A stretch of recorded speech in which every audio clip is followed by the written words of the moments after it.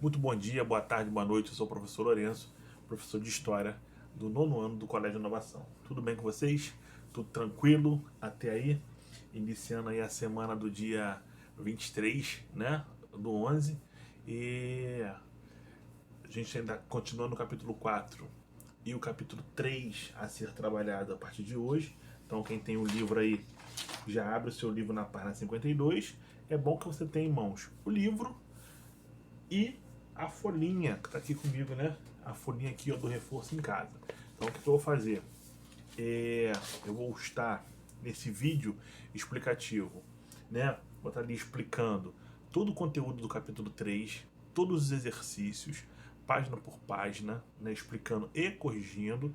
E no final do vídeo vou deixar aí a explicação do reforço em casa com mais o gabarito comentado lá no finalzinho do vídeo, tá? Caso você tenha alguma dúvida, você pode me acionar a partir das 9h30, tá? Daqui a pouquinho você já me aciona de 9h30 até 10h30, sempre às segundas-feiras, tá bom?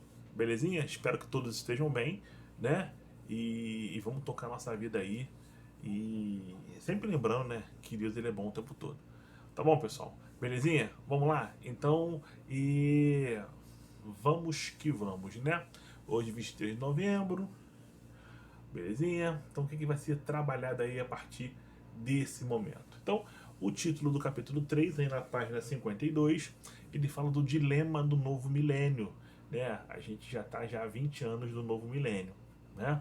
Iniciozinho aí do século 21. Então, a gente vai falar, né? A gente vai tratar nesse momento aí a crise do socialismo, né? Os países ali que formam ali os Balcãs, né? Os conflitos étnicos, a nova ordem mundial, a geopolítica dos Estados Unidos e instabilidade do Oriente Médio, né? Então, assuntos principais aí, né? Lá na 52, ó, principais conteúdos que você vai ver. Primeiro, o fim da União Soviética, os conflitos, né, nos Balcãs, o BRICS,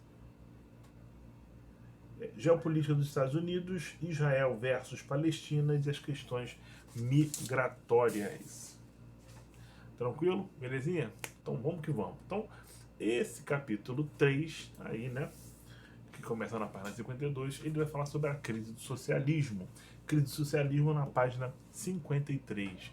Então ele diz que a insatisfação popular reforçava o anseio de surgir uma abertura política e econômica no país para buscar melhorias sociais.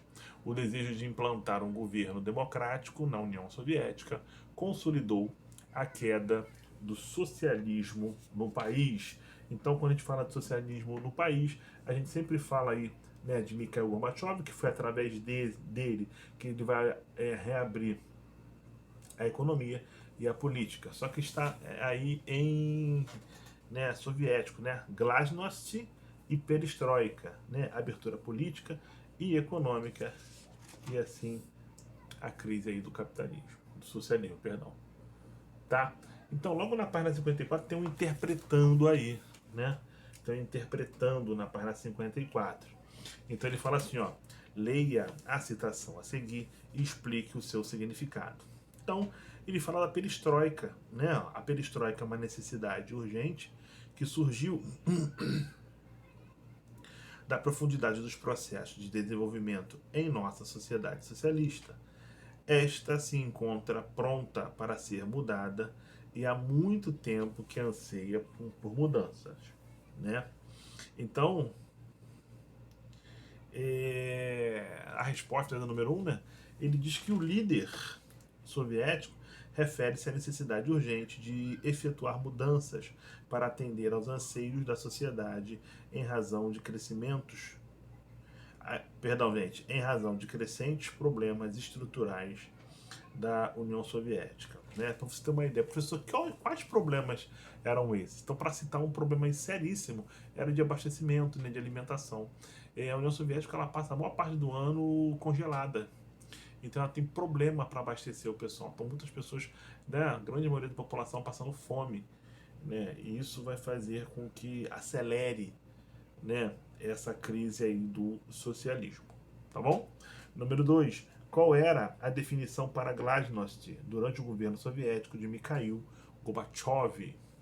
Então, a glasnost propunha a abertura política e a transparência nos vários níveis da vida soviética, a liberdade de expressão, informação e o combate à corrupção e à influência na administração pública. Referências em prática, ainda na página 54. Então, frente estes problemas, Mikhail Gorbachev aplicou 2 planos de reforma na antiga União das Repúblicas Socialistas Soviéticas, a perestroika e a glasnost. Então, glasnost nada mais é do que a liberdade de expressão, né? A empresa soviética e a transparência do governo para a população, retirando a forte censura que o governo comunista impunha. Um golpe contra as reformas. Um golpe contra as reformas, né? A gente está falando aí na página 57. Vamos lá na 57, pessoal. Um golpe contra as reformas. Então, os autores do golpe acreditavam que o programa de reforma de Gorbachev estava indo longe demais e que o novo tratado da União, que chegou a ser negociado, descentralizava muito o poder em benefício das repúblicas integrantes da União Soviética. O golpe de Estado fracassou depois de 3 dias e Gorbachev voltou ao poder. Ainda aí na página 57, ele fala sobre o fim da União Soviética e a fundação da CEI,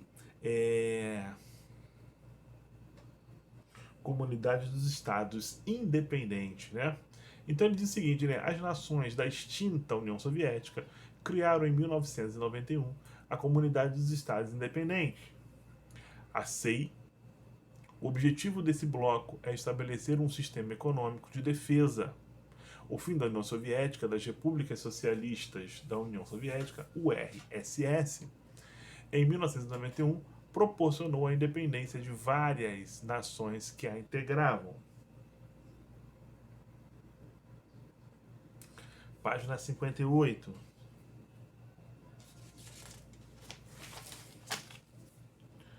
Página 58. Tem um mapa aí, né, na sua página 58, tem um mapa aí da Comunidade dos Estados Independentes, né? Ali, ó, a Rússia, né, enorme ali, toda de amarelo, né? Então tem a Belarus, Moldávia, Armênia, Azerbaijão, Uzbequistão, Cazaquistão, Turcomenistão, Quirguistão, Tajiquistão, né? Aí ele fala assim, ó, com o estabelecimento da União das Repúblicas, com esfacelamento, né,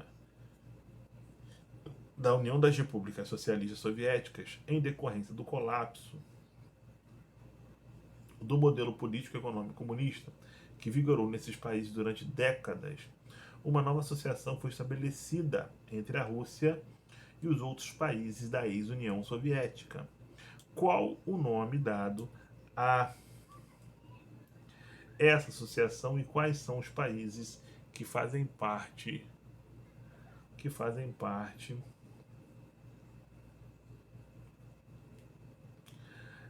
dessa organização hoje em dia? Então, seu nome é Comunidades Estados Independentes, né? CEI, nova organização que foi aprovada em 21 de dezembro de 1991 na Conferência da Alma-Ata, no Cazaquistão. Ela era composta de 12 das 15 repúblicas que formavam a antiga União Soviética. Lituânia, Letônia e Estônia não entraram na comunidade. Atualmente, com a saída da Geórgia e da Ucrânia, os 10 membros são Armênia, Belarus, Cazaquistão, Rússia, Moldávia, Quirguistão, Tajiquistão, Turcomenistão, Uzbequistão e Azerbaijão. 2. Fundada após a derrocada da União Soviética, a Comunidade dos Estados Independentes tinha o intuito de, né, Letra A de alfa. Promover a união econômica entre os membros dessa instituição. A Rússia de Boris Yeltsin. Vamos lá. Então, após a renúncia de Gorbachev, Yeltsin assumiu o governo da Rússia. Sob seu comando, o país viveu um período ainda mais conturbado. As privatizações de companhias estatais se aceleraram em meio à grave denúncia de corrupção e fortalecimento de grupos mafiosos locais. Página 60. Página 60 está aí. Vladimir Putin, né, lá, é considerado um dos governantes mais poderosos do mundo atualmente. O ex-agente da KGB, Polícia Política da União Soviética, apresenta um passado sombrio envolvendo casos de corrupção e autoritarismo. Acima, Putin participa de solenidade no Kremlin de Moscou, o centro político do país. Aí, número 1, ele fala assim, ó, descreva como foi a crise pela qual a Rússia passou durante o governo de Boris Yeltsin. Então, Boris Yeltsin assumiu o governo da Rússia. Sob o seu comando, o país viveu um período de grave crise social e econômica. Privatizações de companhias estatais se aceleraram em meio a graves denúncias de corrupção e de fortalecimento de grupos criminosos locais. Número 2. Com atenção. Analise o texto abaixo, depois faça o que se pede. Então tem um pequeno texto que ele começa assim: é preciso reconhecer que algo de fato deu errado na União Soviética. Não havia nenhuma semelhança entre o passado de emancipação socialista imaginado por Marx e aquilo que existiu naquele país. A cenário alternativa que apresenta um fator relevante para o colapso da extinta União Soviética. Então, número 2, letra D de dado. Descompasso entre o setor bélico-espacial e a produção de gênero básico de consumo. Ou seja, a União Soviética tinha tecnologia para mandar o homem ao espaço, mas não tinha tecnologia para abastecer, né, a grande população com os elementos básicos, arroz e feijão, por exemplo. Então isso vai gerar um descontentamento. O cara é extremamente potente, né, em armas bélicas, em armamento, mas a população passa fome. Então há esse descompasso aí que vai acirrar aí a crise, né, que vai dificultar aí essa que vai potencializar a crise. Vamos lá? 2. Balcãs. Conflitos étnicos. Então a Guerra dos Balcãs foi um conflito entre os anos de 1912 e 1913, que ocorreu na região da Península Balcânica. De fato, foi a disputa entre Sérvia, Montenegro, Grécia, Romênia, Turquia e Bulgária, pela posse dos territórios remanescentes do Império Otomano. Guerra da Bósnia. Guerra da Bósnia está na página 62. Página 62, ele fala aí da Guerra da Bósnia. Então, foi uma consequência da fragmentação territorial da Iugoslávia e das rivalidades entre as diferentes etnias que formavam a Bósnia. A Guerra da Bósnia ocorreu em 1992 a 1995, após a declaração de independência da Bósnia-Herzegovina.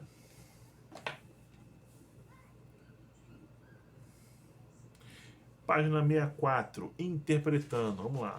Página 64, interpretando. Então tem aí, observe a figura abaixo. Então ele fala da guerra.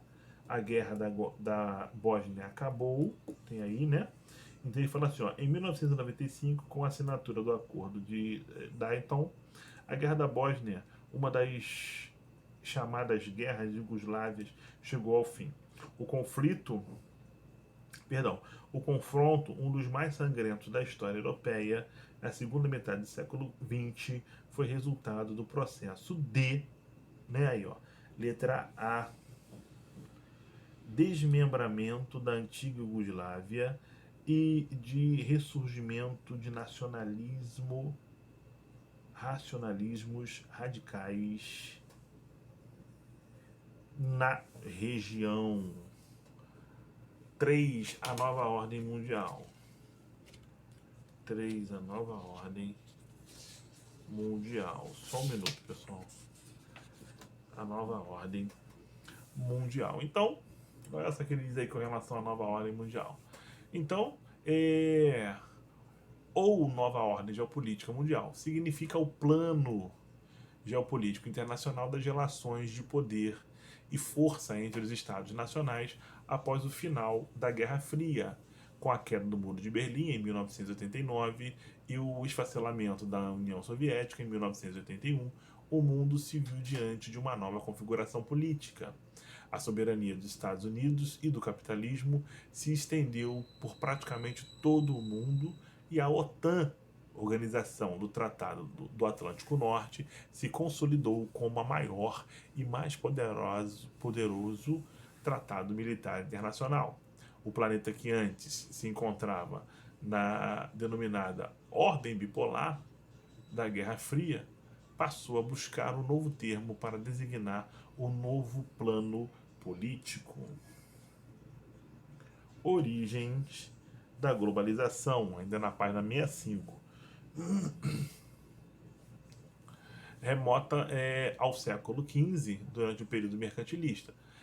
Várias nações europeias lançaram-se ao mar em busca de novas terras e riquezas. Surge o neoliberalismo, que ganhará força e irá impulsionar o processo de globalização econômica pelos 4 cantos do mundo. Pelos 4 cantos do mundo. Página 67, exercício desenvolva.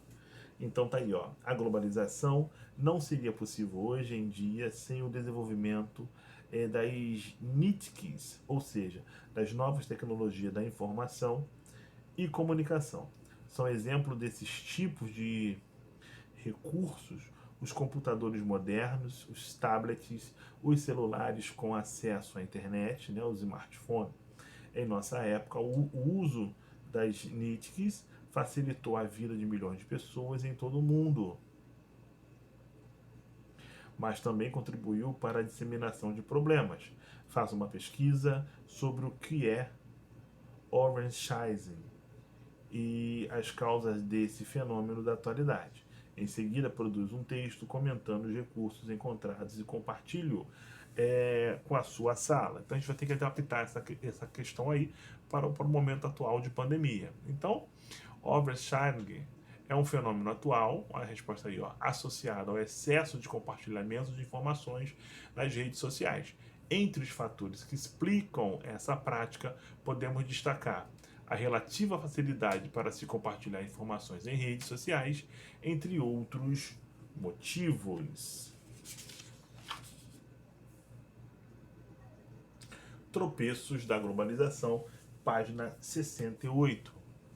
Então, por um longo tempo, a globalização foi tratada por um amplo conjunto de pesquisadores como um processo irreversível. Imaginava-se que a integração a uma aldeia global seria o caminho sem volta para as sociedades do terceiro milênio. O protecionismo do passado seria substituído pela circulação sem precedentes de mercadorias, tendências, informações e tecnologias. Página 69. Vamos lá. Zygmunt Bauman, 1925 a 2017, foi um sociólogo polonês e grande crítico da globalização.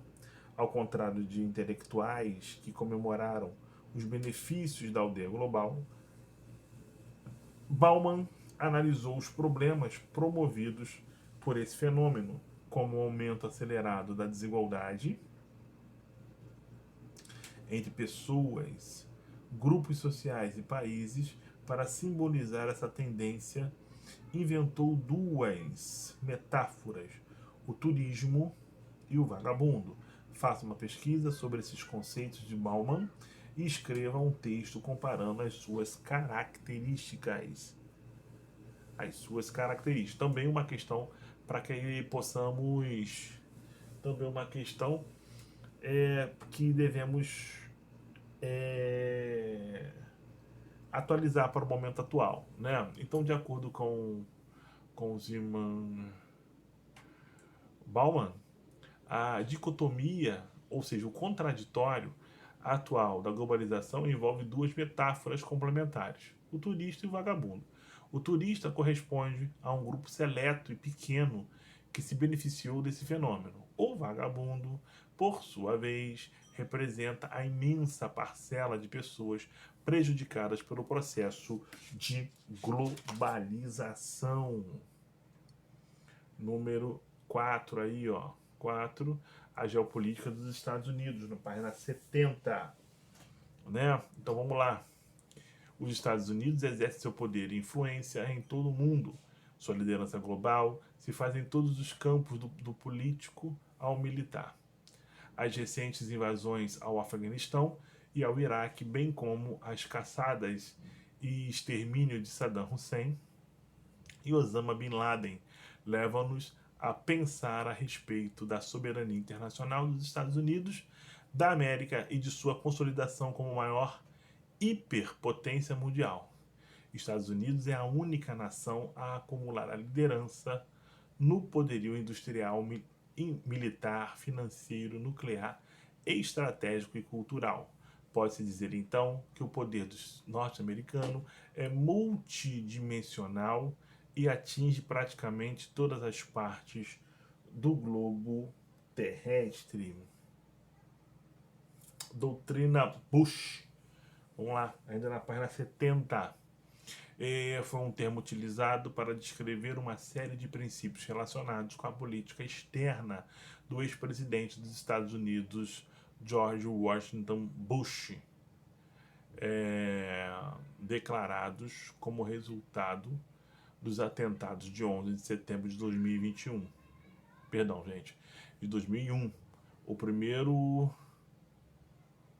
uso do termo para se referir às políticas de George W. Bush. A crise de 2008. Crise de 2008. A crise de 2008, página 71. Então, o crédito fácil e a disseminação de um investimento podre, aí, entre aspas, pelo mundo todo, estão na raiz da crise financeira de 2008. Por volta de 1998, os bancos dos Estados Unidos começaram a emprestar dinheiro a muita gente que não tinha como pagar. Período Obama, Barack Obama, ainda na página 71. Período aí do Barack Obama. E ocupa a cadeira presidencial dos Estados Unidos da América, é o 44º presidente naquele país e cumpre seu segundo mandato. Dono de um discurso inabalável, tem como fortes características a oratória e o carisma. Obama é o primeiro presidente negro da história dos Estados Unidos. Vozes ativa. Vozes ativas, página 74. Antes disso, ele fala das controvérsias de Donald Trump, né? Eleito em 2016, né? Ele venceu aí, né? E a gente já sabe das coisas que ele... Então, vozes ativas das páginas 74. Então, ele diz o seguinte aí, né? Obsolescência programada diz respeito a uma prática realizada por diversas empresas hoje em dia. O intuito é planejar o envelhecimento proposital de um produto. Por meio dessa prática, a antiga mercadoria obsoleta ou com sua qualidade expirada é substituída por uma nova, promovendo o aumento das vendas da empresa que a produz. Então ele fala assim, ó, de acordo Compensadores contemporâneos não são apenas as mercadorias que apresentam um curto prazo de validade em nossa sociedade. Dessa forma, tudo o que nos rodeia tem uma breve existência, sendo rapidamente descartado e substituído. Você concorda com essa afirmação? Faça uma discussão sobre o tema e apresente seu ponto de vista, anotando os pontos principais nas linhas abaixo. Então, também, adaptando essa questão, eu boto aí um primeiro ponto de vista para te ajudar a responder. Né? Um primeiro ponto de vista importante. Né? Essa atividade estimula a reflexão quanto ao conceito de obsolescência programada e, em um âmbito mais abrangente, a volatilidade e a brevidade dos elementos associados à vida atual. Né? Deixa eu dar um exemplo de um telefone, né? Um smartphone, um iPhone. Você compra, né? A pessoa compra o telefone, muitas vezes parcela aquele em 10 vezes, a segunda parcela que você está pagando o seu telefone, ele já não é mais, né? Já saiu um outro muito mais moderno e você ainda fica pagando aquele telefone até o final lá, né? Das prestações. Então fica um descarte muito rápido, né? Para isso aí. 5. Instabilidade no Oriente Médio, página 75. Né? Então, o Oriente Médio permanece uma das áreas mais instáveis do mundo, devido a uma série de movimentos, devido a uma série de motivos que vão desde a contestação das fronteiras traçadas pelo colonialismo franco-britânico, a posição geográfica no contato entre os três continentes, suas condições naturais, pois a maior parte dos países ali localizados são dependentes de água de países vizinhos. Então tudo isso faz com que o Oriente Médio ele, né, realmente ele estremeça. Logo na sequência ele fala da guerra israelense, né? Pan-arabista, né? Guerra de Suez, Guerra dos 6 Dias e Guerra de Yom Kippur, né? Que é Dia do Perdão. Então ele fala aí, né? As guerras árabe-israelense foram os contextos travados entre Israel e as nações árabes ao longo do século XX. Esses conflitos iniciaram-se a partir da criação do Estado de Israel em 1948 e foram motivados pelo controle da Palestina. Ao todo, foram disputados 4 conflitos entre os israelenses e as nações árabes.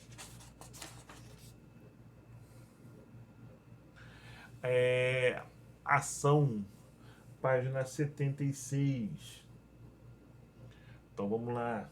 Ó, ele diz aqui, ó, em 1956, com a nacionalização do Canal de Suez, realizado pelo governo egípcio, dirigido por Gamal Abdel Nasser, iniciou-se um conflito entre o Egito de um lado e Israel, Inglaterra e França do outro.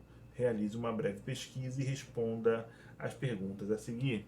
Quais eram os fatores envolvidos nessa disputa pelo Canal de Suez? Então, construído no século XIX, o Canal de Suez, um dos maiores símbolos da dominação ocidental na África sobre o imperialismo, localizado em terras do Egito, pertencia a capitais franceses e ingleses. 2. Explique como foi a atuação internacional na resolução desse conflito. O fim dessa guerra aconteceu com a intervenção diplomática da ONU, uma vez que a União Soviética ameaçava bombardear a França e a Inglaterra, que estavam ao lado de Israel nesse conflito. Ainda na página 76. Número 3. Relacione a Guerra dos 6 Dias com o conflito declarado no dia religioso do Yom Kippur, que é o Dia do Perdão. Então, a Guerra dos 6 Dias aconteceu em 1967, quando Egito, Síria e Jordânia atacaram Israel, mas foram facilmente derrotados. Os israelenses ocuparam a península do Sinai, no Egito, a faixa de Gaza e a Cisjordânia, Palestina e as colinas de Golã da Síria. Os acordos de Oslo, página 77. Então, os acordos de Oslo foram uma série de acordos na cidade de Oslo, na Noruega, entre o governo de Israel e o presidente da Organização para a Libertação da Palestina, OLP, Yasser Arafat, mediados pelo presidente dos Estados Unidos, Bill Clinton, na época. Assinaram acordos que se comprometiam a unir esforços para a realização da paz entre os dois povos. Estes acordos previam o término dos conflitos, a abertura das negociações sobre os territórios ocupados, a retirada de Israel do sul do Líbano e a questão do status de Jerusalém. Interpretando, página 78. Vamos lá. Então, leia o texto a seguir e responda a questão 1 e 2. Então, tem um texto aí. E ele pergunta, número 1. Segundo o autor, quais são os problemas mais graves que afetam todo o povo do Oriente Médio, inclusive palestinos e israelenses? Nessa região, prevalecem sempre os interesses de grande empresário e corporações ligados ao petróleo e à indústria de armas, e não propriamente o interesse da população em geral. Número 2. O autor aponta uma possível solução para os conflitos na região. Sim, ele indica: se o povo palestino e o povo israelense estabelecerem a paz entre si, eles poderão desencadear uma luta contra os governos e empresas que controlam o Oriente Médio. As revoltas do mundo árabe, página 79. Então, conhecida aí como Primavera Árabe, é o nome dado às ondas de protestos, revoltas e revoluções populares contra o governo do mundo árabe, que eclodiu em 2011. A raiz dos protestos é o agravamento da situação dos países provocado pela crise econômica e pela falta de democracia. Estado Islâmico, também aí na página 79. Então, o Estado Islâmico do Iraque e Levante, o EI, é um califado com atuação terrorista que controla regiões do Iraque e na Síria e baseia sua ideologia em interpretações radicais de determinados princípios do islamismo. Esse califado, um estado que é governado por uma autoridade religiosa, o califa, foi criado em 29 de junho de 2014 e espalha o terror sobre a população das regiões que controla, perseguindo minorias e organizando ataques terroristas em outras partes do mundo, como os ataques recentemente ocorridos na França. Crise migratória. Crise migratória está na página 80. Então, a própria ONU estima que a última crise migratória de tamanha proporção deu-se durante a Segunda Guerra Mundial. A Síria foi o centro do problema por ter eclodido lá uma guerra entre entidades oficiais do governo, representadas pelo exército sírio e uma organização terrorista paramilitar chamada Estado Islâmico. Simulando, página 81. Vamos lá, vamos simulando lá. Ele fala assim, ó, caiu no Enem, pessoal. Em Beirute, no Líbano, quando perguntado sobre onde se encontram os refugiados sírios, a resposta do homem é imediata. Abre aspas. Em todos os lugares e em lugar nenhum. Fecha aspas. Anda ao acaso, não é raro ver sob um prédio ou um canto de calçada ao abrigo do vento uma família refugiada em volta de uma refeição frugal posta sobre jornais como se fossem guardanapos. Também se vê, de vez em quando, uma tenda com a sigla ACNUR, Alto Comissionário das Nações Unidas para Refugiados, erguida em um dos raros terrenos vagos da capital. O cenário descrito aponta para uma crise humanitária que é explicada pelo processo de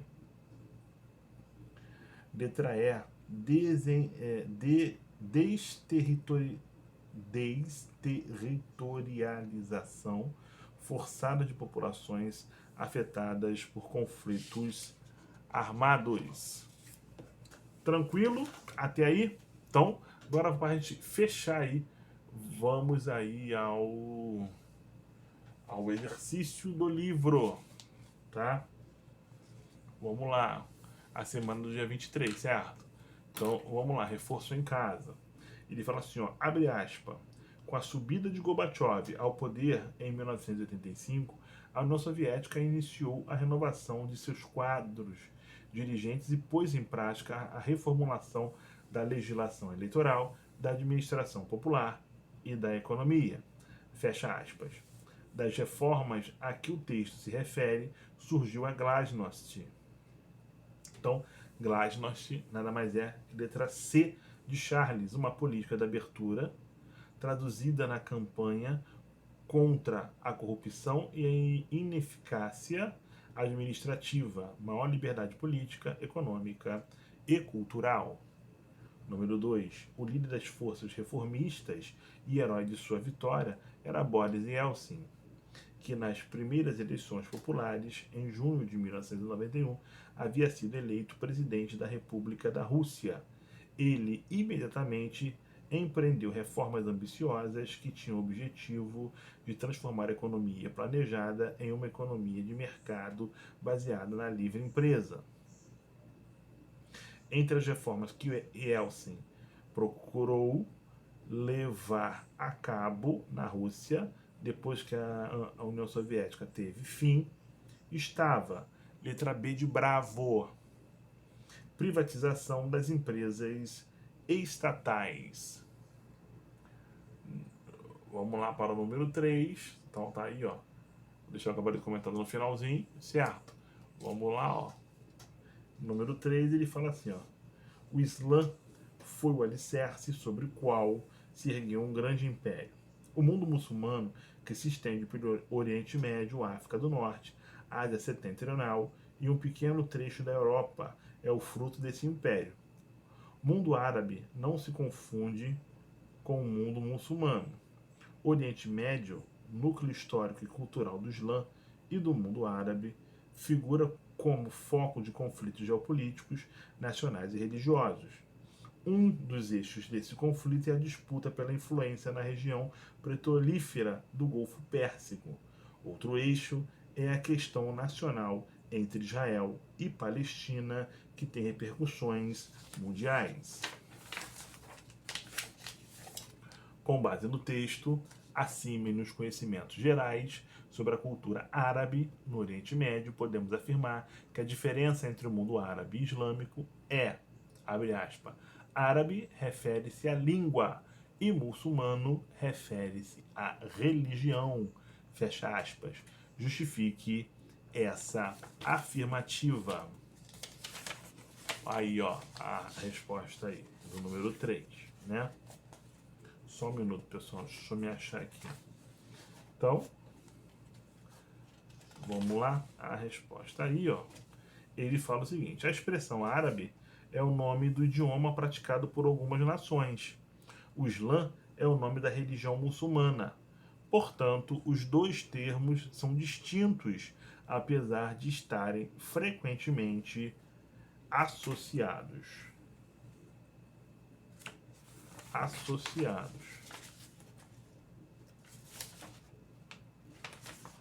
Número 4. A questão religiosa é um dos fatores que fundaram as zonas de instabilidade no Oriente Médio. A cidade de Jerusalém é considerada sagrada para as 3 diferentes religiões, que são cristianismo, islamismo e judaísmo. Justifique essa afirmativa. Então, número 4 aí, a cidade de Jerusalém é considerada sagrada por 3 religiões: cristianismo, islamismo e judaísmo. Elas acreditam, é o que elas têm em comum. As 3 religiões acreditam no único Deus. Tá bom? Tranquilo, pessoal? Então aqui eu me despeço de vocês, tá? Que vocês tenham aí um excelente início de semana. Nosso encontro será agora na próxima semana, dia 30.